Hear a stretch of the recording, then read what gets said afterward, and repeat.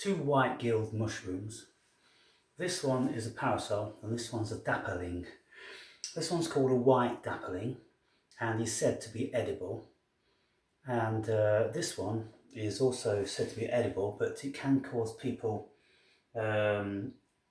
gastro issues. And so I shall show you these in the books. Now we have here these parasol mushrooms. It's a regular parasol.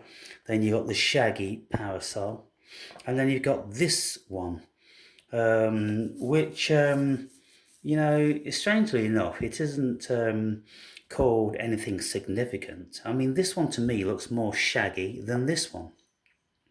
This one should be called at least something, you know, in, you know, dark letters, but it's called just the regular Lepiota rhacodis. And here it is said to be edible but may cause gastric upsets in some people. Now, of course, lots of things caused gastric upsets in some people. And so, you know, what does that mean? You know, a bit of churning, a few farts or whatever. So what I'm going to do is I'm going to eat some of it. And so, because I want to find out, but it looks a beautiful mushroom to me. And I'm going to cut it down the center, and it should then be hollow in the stem, and it looks like it's staining a little bit pink, so I'm going to do that. And then the other one is what's called a white dapperling, and this one is said to be edible, but yeah, nobody's ever said it tastes really great and it's really worthwhile. And lots of people would avoid that because it's a white gilled mushroom, and you know, mushrooms with white gills can potentially be poisonous, i.e. if they're a death cap or destroy an angel. But I'm confident this one's not either of those. And so let me stand you here and bring you down here, and we'll do a little bit of dissecting. So we're gonna cut this one through there, and then we're going to cut this one down here, and we can see that it is in actual fact hollow and staining a little bit pink, even orange. You see, look at that. You see that, people? Staining orange.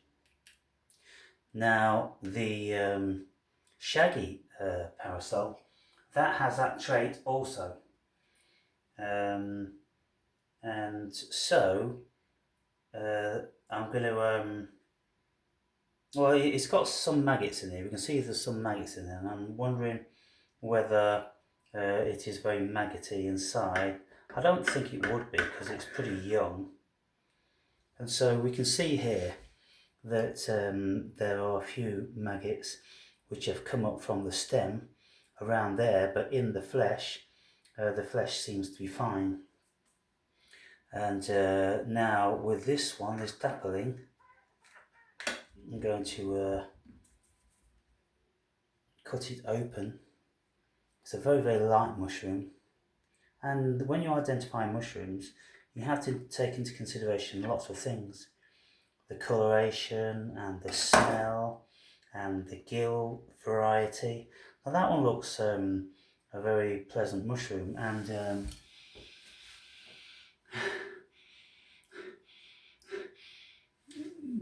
doesn't smell of much at all, but most certainly doesn't smell offensive.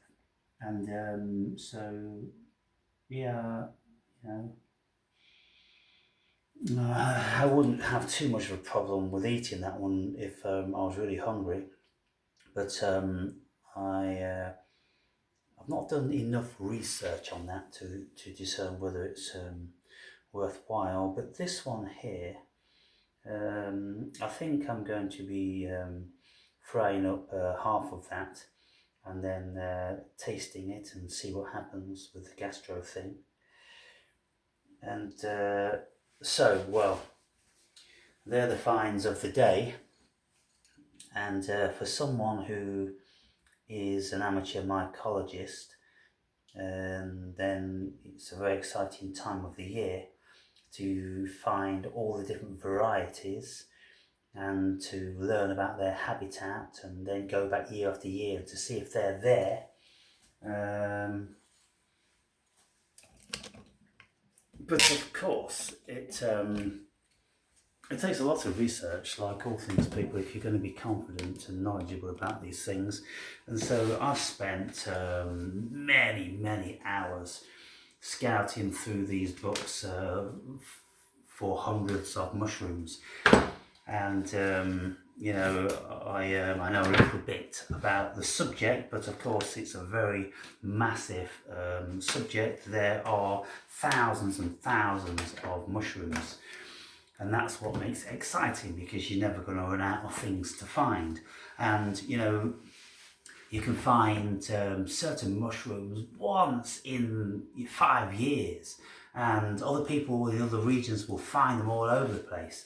But you know, it's kind of like birds. You know, when you're bird watching, you'll find certain birds, and then one day you go, wow, that was such and such a bird. They're not usually around here. And so it's very intriguing, you see. And so you know, I've come to learn quite a lot about the birds in my region, and the fungi and all the edible foods that you can forage and things like that. And so if you're interested in learning and knowledge, well, it's just another facet of it. So there you have it, guys and gals.